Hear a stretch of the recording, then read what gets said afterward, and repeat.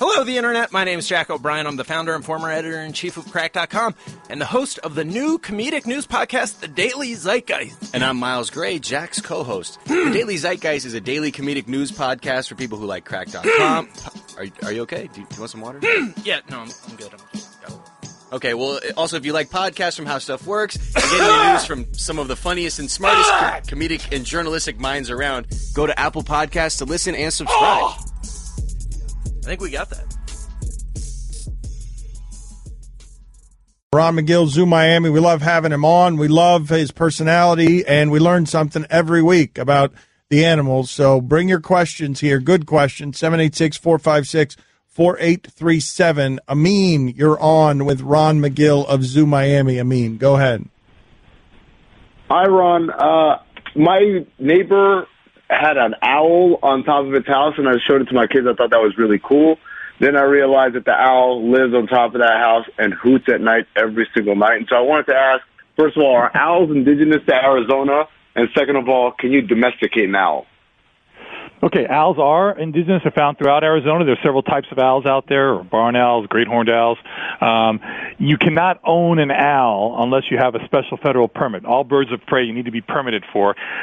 The word domestication really relates, it means thousands of years of being kept under human care. So domesticating an owl would not be the right term. You can probably tame an owl down, but again, you need a federal permit to do that. You should feel lucky that that owl's out there, even if it is hooting, because that's doing an incredible amount of rodent control, vermin control. Keep in mind that rodents are probably responsible for more destruction and more disease than any other mammal in the world. So that owl, by the fact that he's collecting them and eating them, is doing you a huge service. And if you want to do something really cool, wherever he perches, underneath that perch, what they do every night after they eat like a mouse, they regurgitate a pellet. And the pellet is all the undigested hair and bones. And I did this as a kid. I would take those pellets and I'd dry them out, and then you open them up and you get the entire skeletons of the animals they're eating. And it's so cool because I found there was an owl in my house that was eating bats, it was eating birds, it was eating rats, it was eating mice, and you get these entire skeletons totally cleaned out because the digestive system has done it. Great project for science. Guillermo put on the poll, was McGill a weirdo as a kid? Oh, you know what, Dan? Why do you keep throwing the hate at me, man? You got to stop drinking the haterade because it's really a neat project. It really is. It's just you a question. Pick up these things. I was just were you a weirdo as a kid? It was just an odd question to be asking. Why couldn't the question be, was Ron a really cool kid? Why couldn't that because what you just there? described wasn't cool. Come on, Ron. And you said the word. And you said the word neat. Spears, you're on with Ron Magill of Zoo Miami. Go ahead, Spears. How you doing, Ron? I have floor to ceiling windows, and in my backyard I have a hawk, and he flies into the window. Just stuns himself. And I'm trying to see, is that normal? Because it scared the heck out of everybody in my family when we saw it, but he's done it more than once. Yeah, and probably not going to only just be a hawk. Floor-to-ceiling windows, what they do is they reflect the environment in front of it. The hawk doesn't realize there's a window there, and so many birds die that way. They actually break their necks by striking the windows because they don't realize it's there. They see the reflection of the forest behind them, and they think they're flying into the forest. You can go online and you purchase this little type of film that goes on your window, and the birds can see it, and they won't strike the window. So please do that because it's a major killer of birds. People have windows, and I understand the joy of having these floor-to-ceiling windows, but you can just take this film that doesn't cost very much at all, put it on the windows, and the birds will not strike the windows anymore. That's great advice. Rick, it's real important, too, because a lot of birds die every year because of that. No, that's great. That's great. Rick, you're on with Ron Magill of Zoo Miami.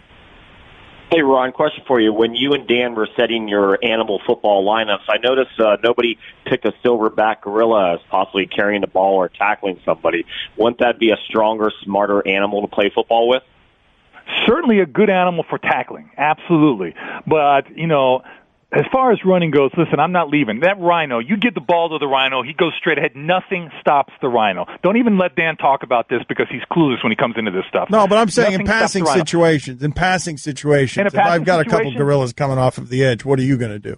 That's fine running the ball, but now I got you in 3rd and 30. No, but I'm telling you, I got a giraffe. And here come my gorillas. Taller than anybody. Here come my gorillas. What you going to do? What are you going to do? I've seen a giraffe kick a lion and kill it. Okay. And I've seen people tackle Joe Flacco when he gets in the open field, and that's what would happen to a giraffe. Dan, don't go off on a tangent, Dan. The bottom line is I go out with a giraffe as a wide receiver and just throw it up in the air. Who's going to get it? Who's going to jump that high, Dan? That's a great point. No, but I'm not giving you any pass rush because I'm fair enough. But I am covering my secondary because I've got a pass rush, as I mentioned, of gorillas. Like now, what you going to do? Because you're never getting the pass off. We got 3rd and 30. You're dropping back, and here come the gorillas. Yeah, and I got an offensive line of elephants. No, that doesn't matter to me. It never does, Matt. I don't care. See, that's a problem, Dan. Because they got gorillas coming off the edge. And what are the elephants going to do? They're all going to look like Eric Flowers. Your gorillas are going through my offensive line of elephants? Around them. Around elephants, Dan. Yeah, because all your elephants are like that big meathead Baselli. Listen to what you're saying. Yeah, that's right. I'm giving the elephant a swim move with one of my gorillas, and look out. But it would slow down the gorillas, you agree? It would, not really. No, because the elephants would have so much time coming out of their stance. Like the elephant would go drop back. The elephant would try to cheat by doing what those circus elephants do, where their 2 legs are up. He would try to cheat to get in a pass blocking situation. And here comes my elephant right around, like right under him, right around him. Pounds. You have a trunk that has over 40,000 muscles in it that'll just take your freaking gorillas out like they were made out of styrofoam, brother. Done. I mean, he's right. I mean, think about that. With the trunk, takes to the gorilla ends up on the sideline somewhere. Oh, man, I'm breaking that trunk. No, listen, they're in concussion protocol for years, okay? For years. Ryan, you're on with Ron Magill of Zoo Miami. Go ahead, Ryan. Hi, Ron. My kids love the movie Ratatouille, and it made me wonder, are there any animals in the wildlife that purposely try to put together flavor combinations for meals? Yeah, we've seen chimps. A lot of primates do that. They actually will mix different things. They'll mix honey with different types of leaves, and they'll take some sweeteners, some sap from different types of plants, and put it onto different food stuff. So they are kind of sweetening things up. It tends to be sugar that tends to enhance their meal. So anything they find sweet, they will kind of mix and match. Christian, you're on ESPN Radio with Ron Magill. Go ahead, Christian. Hey, Ron, I recently saw a video of a beached whale being exploded. Do you think this is the best way to go about removing it, and have you ever been a part of this? I have been a part of trying to return beached, it was pilot whales back into the water. Unfortunately, that rarely works. We just have to find out why the whales are beaching themselves in the first place. Usually it's some type of illness or some type of catastrophic problem that's happening throughout the pod of whales. More often than not, even when we're successful getting them out to the ocean, they end up re-beaching themselves. So it's a very difficult situation. It's a heartbreaking situation. We just need to understand what's causing it. Sometimes Ron, if I may, Ron, he was asking you, I think, about specifically exploding whales. Oh, no, the exploding whale, what happens is when they die on the beach, they become so full of gases that they inflate. It's just like any animal that dies as decomposition takes place. We've actually had to do that where this is going to sound terrible. Well, we stand far away and we actually will throw a knife at it so that it kind of blows up on its own. It doesn't blow up on you and all the gases go out. It's one of the most horrible things you could ever see. And the smell is overwhelming. But these animals, they'll bloat. They'll bloat full of gases after decomposition. That's what he was asking you. So tell us more about this situation where, again, let's cover this. I can't believe we've been doing the show with you this long and have never covered this ground. Tell us about this situation where you were confronted with an exploding whale and you threw a knife from a distance that engulfed your face in a horrible smell. Yeah, well, it was a pilot whale that had been dead on the beach for quite a while. It gets bloated, and you can't go in there and start, what they try to do, they try to do a necropsy, which is an autopsy on the animal, but you can't make that first cut and step right next to the animal because it's literally blown up like a balloon full of gases, and when you make that first cut, it just goes and everything. I mean, it's just so putrid. Horribly, marine mammals, it's like rancid milk, and it just blows up all over your face. So I've actually been with the veterinarians when they've actually taken a knife and thrown it there and just kind of blown it up like a balloon from far away, so it blows up and you're not right next to it and you don't get all that stuff all over the place. And then once it's blown up and the gases are out, then you can go in and start doing the real dirty work. Ron, was it un machete? No. Well, yeah, we threw a machete. Actually, there's a big machete is what you do use. So wait a minute. What were the rejected options? Like, did you guys go through a plan of what are we going to do? I'll go over here with this, and then we'll just throw a machete. Yeah, well, it sounds crude, Dan, but it's very simple, and it's the way you get it done right away, and then you can approach it. You don't want to make that first cut standing right next to the carcass. I'm telling you, it can literally explode. All right, Dominique, you're on ESPN Radio with Ron Magill of Zoo Miami. Go ahead, Dominique. Ron, what's the most unique procreation tactics in the animal kingdom? Do any animals reproduce asexually? Also, unicorn whales. What? What? Unicorn whales? Unicorn whales are narwhals. That's what they call the unicorn whales, the narwhal. It has the tusk that comes out. As far as procreation goes, guys, there's so many different types. I mean, you can go down to the very lowest thing, like a bed bug. A bed bug actually has a big spear, has this male reproductive organ, and the female does not have a receptacle to receive that spear. So what the bed bug does, it literally impales the female. Okay, and stabs her with this spear, makes a hole in her body, and that's how he reproduces and deposits his reproductive material into the female that way. And it's just disgusting. It's horrible. It's like the bed bug with the biggest sword, and many times will kill the female by making a puncture that's too big. It's kind of brutal. I know. I'm sorry. But this has been a great segment. Like you brought thunder and lightning to this. No, segment. I just kind of made you realize that your animal sports still suck. Yeah, you were great though. But you were great. Adam, you're on ESPN Radio. Go ahead, Adam. Hey guys, how you doing, Ron? Normally I'd ask you about Canadian beavers and why they are superior to all other beavers, but I actually have a movie question. I want to know. Wait a minute. He's trying to sneak in here again. What? Lady Bird. What the hell happened there? Poignant mother-daughter movies of all time, and Stugotz called Larry Bird. Are you kidding me? Nothing. Somebody asked a question about Larry Bird. Don't pay any attention to him. Oh, okay. I didn't get anything there. All right, never mind. It's not important. See you later, Ron. Lady Bird. Lady Bird. Demand once more money. I mean, that guy. You can sleep in heavenly peace when you get yourself a mattress from Lisa. Tell him, Stugotz. Heavenly peace. I get heavenly peace when I hear Lady Bird, not Larry Bird. Mothers and daughters are weak.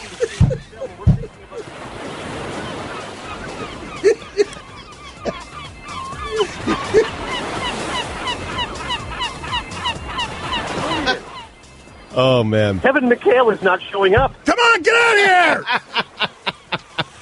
Don Le Batard. So I keep reading about whales and dolphins and blah, blah, blah. Then I stumble upon this great animal called the narwhal, which is essentially a unicorn whale. A unicorn whale. What? Google it. Stugotz. Oh, my God. Narwhal. Thank you. Look at it. Life changer. Narwhal. This is the Don Le Batard Show with the Stugotz on ESPN Radio. We're now 11 minutes and 45 seconds from something we're all very excited about, which is Chris Sims unveiling number 68 on his ranking of the NFL's best quarterbacks. Number 70 was Blake Bortles. Yes. Number 69 was Austin Davis. Yeah, you got it. Yeah. And nice. now we are waiting for number 68. That is upcoming with Chris Sims. And Cody Kessler, by the way, was 71. 71, right. Yeah. Do you want 72 and 68 today or just 68? You want the countdown here? Just count down. We're going to count down. We signed Chris Sims yesterday to a 68-day contract where he just counts us down in, I don't know, mid-March to the number one quarterback in the world, according to Chris Sims. I know we spoke to him briefly about it yesterday, but that story about him almost dying. Yeah. What? It felt like a 5-pound weight was on his chest, and it was 9 pints of blood. Oh, I don't think he said a 5-pound weight. He said a 500-pound man was sitting on his chest. Man. And he said it was because it wasn't 5 pints of blood; that it was, I think it was 9. pints of blood. Nine the pints. Pool was blood. it was just forming in his. Well, you really nailed all the details on that story. I said 9 pints of blood. Either way.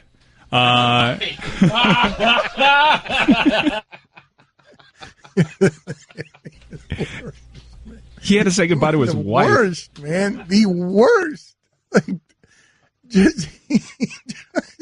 I think there's a lifetime of resentments coming forth on Stugotz. He has taken the pounding around here for so long that his one ability to get power is just to yell at people that they owe money.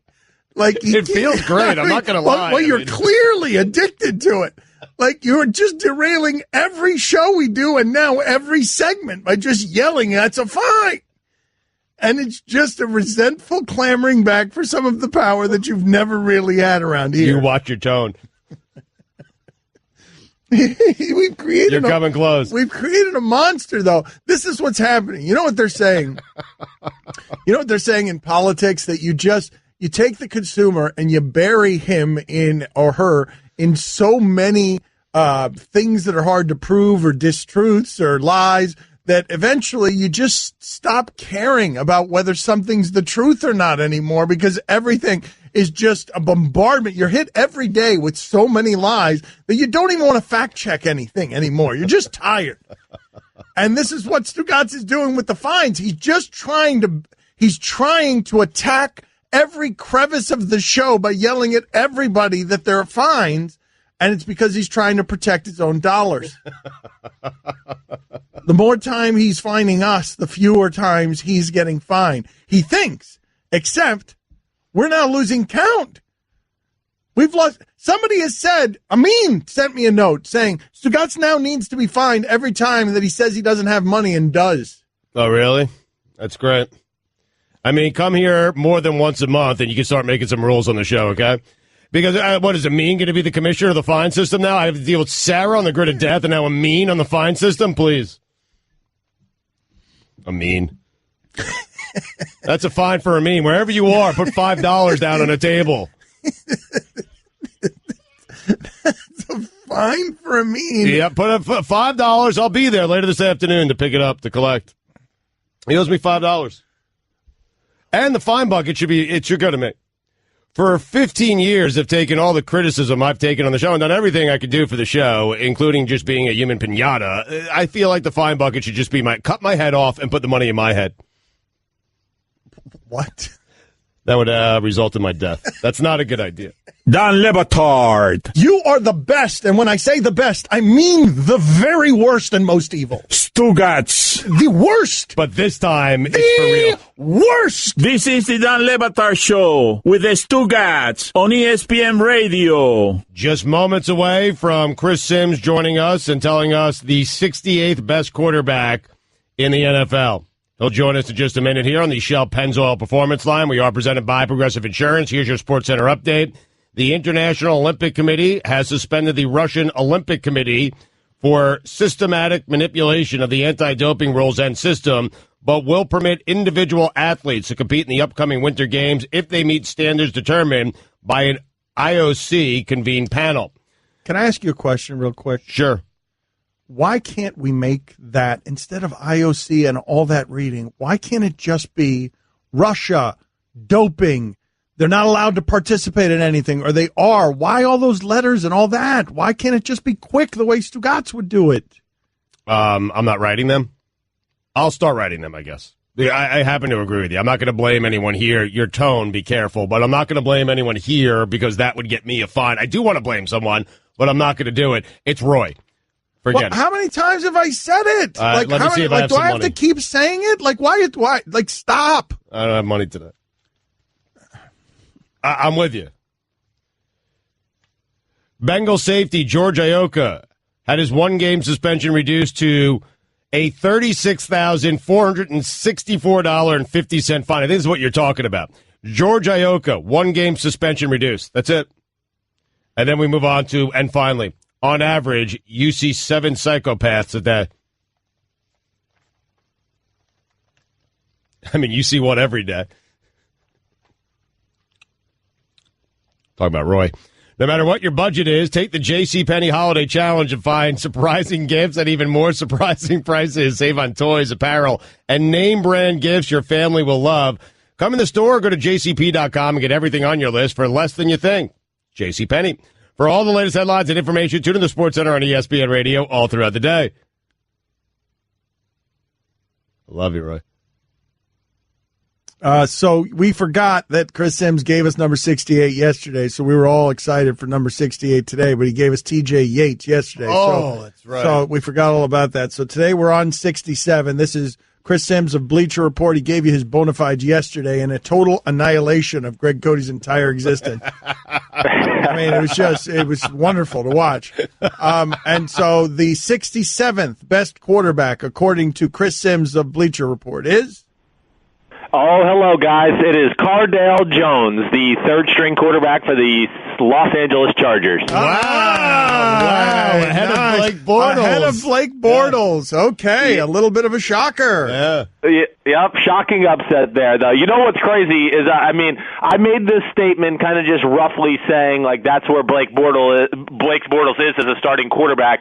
And the more I look at all the quarterbacks in the NFL, I'm not so sure he might be a few spots lower than 70, but we'll keep him at 70 for now. All right. Did you make the whole list last night, or did you just make enough of it to know that you might have him too high?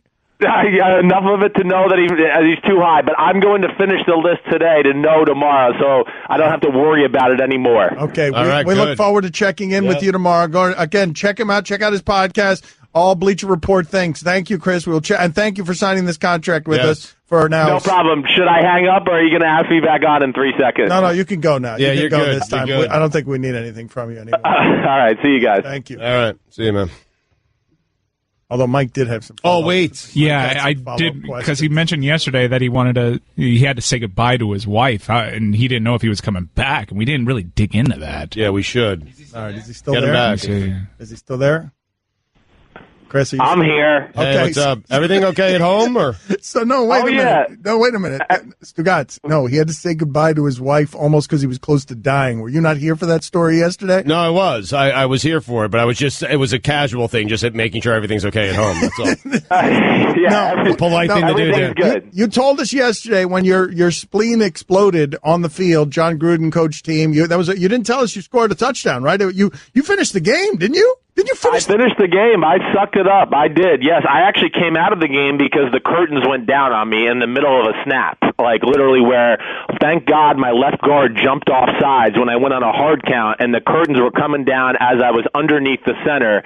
And I went out of the game. I missed a series to go get an IV, and I came back.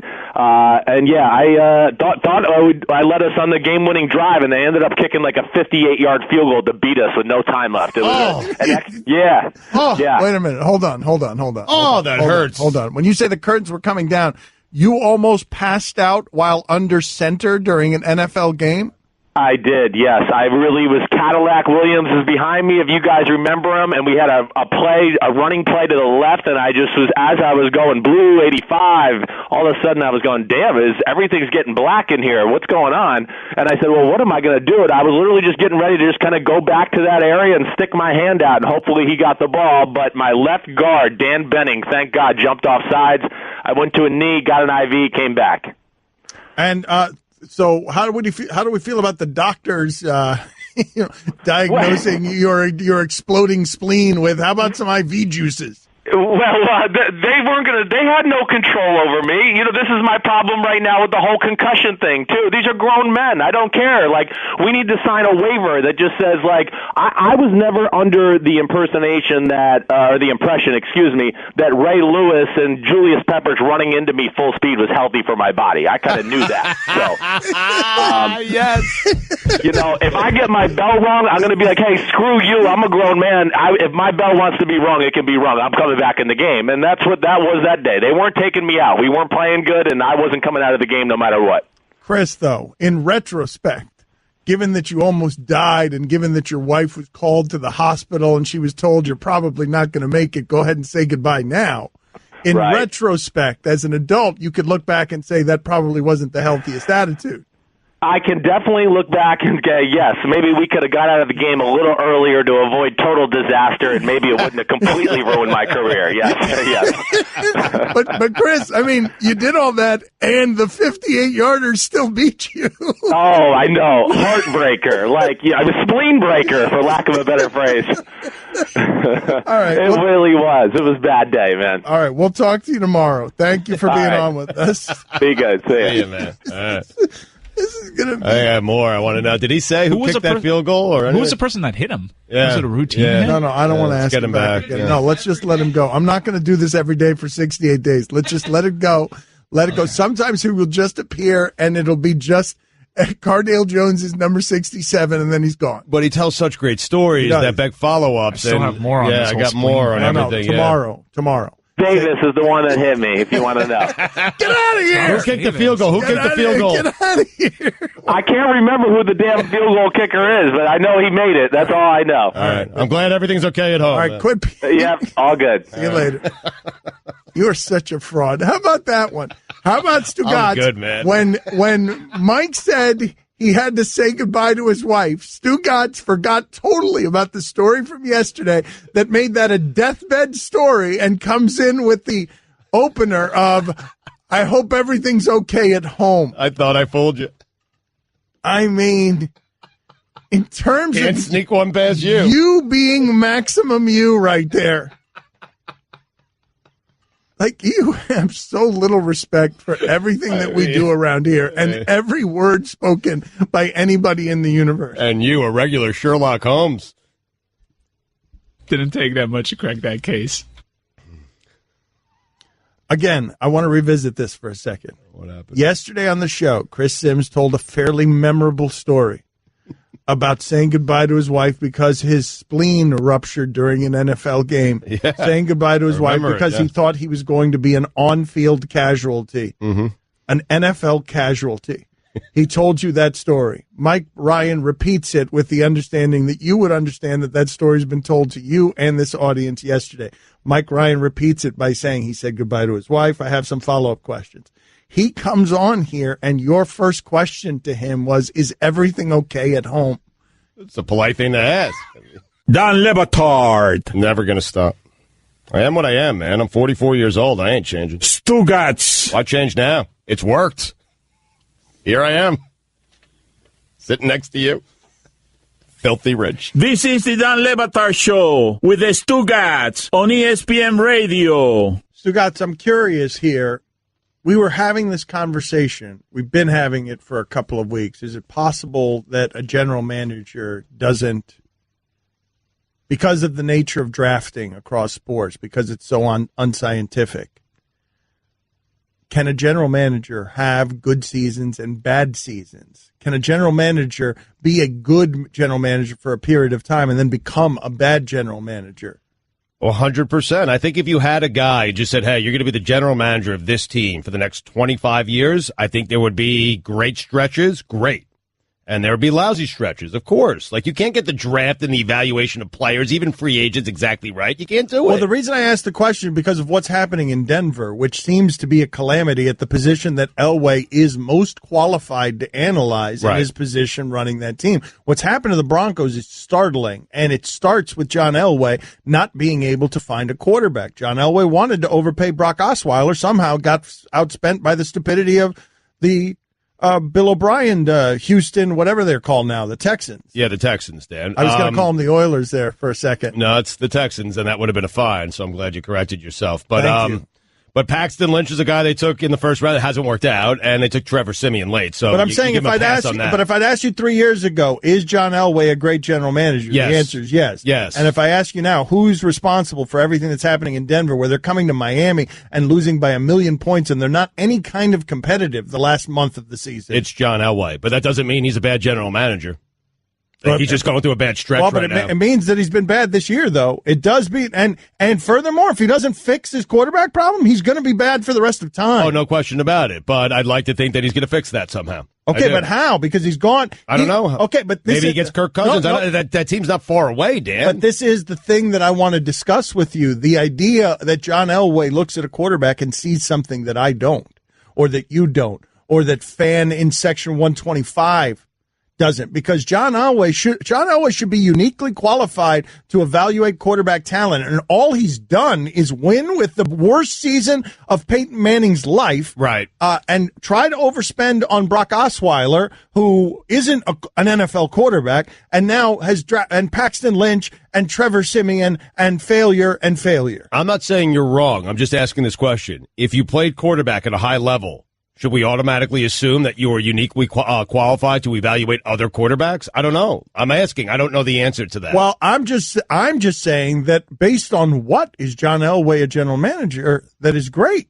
You're going to say the championship. I'm going to say that, man, there was a reason helicopters were chasing Peyton Manning all over the country as he tried to decide on which team he was going to play for. Well, I would say They went out and got Talib, right? That was a good signing. They went out and they drafted Von Miller. This is all under Elway's watch. Whether he's doing it or not, it was done under Elway's watch. So those are good, positive things that he's done. I know, but what's happened right now in Denver is a calamity at the most valuable position. It's being overseen by one of the greatest quarterbacks ever, who the last 4 times he's swung. Look, I just think in general, Stugotz, we have a problem in this sport with quarterback evaluation. Sure. The idea that Tom Brady can go in a 6th round, the idea that Aaron Rodgers would fall deep into a 1st round, Russell Wilson, the idea that the Buffalo Bills this season would decide while watching practices that Nathan Peterman was better than Tyrod Taylor for their chances of winning, that they would make that decision with firmness.